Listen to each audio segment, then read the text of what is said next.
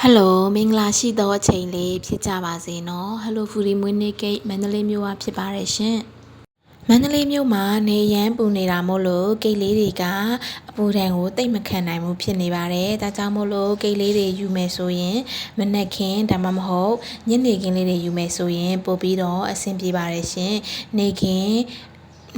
နေ့လယ်အချိန်တွေကိတ်ပို့ရမယ်ဆိုရင်တော့အပူချိန်ရများတာမို့လို့ကိတ်လေးတွေကအပူမခံနိုင်ပါဆိုလို့ပါနော်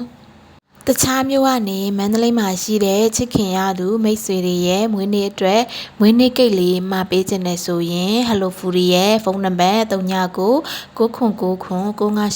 ကိုဆက်သွယ်မေးမြန်းစုံစမ်းပြီးမာယူလို့ရပါတယ်ရှင် KPay Wave စတဲ့ Mobile Banking တွေနဲ့လည်းပေးချေလို့ရပါတယ်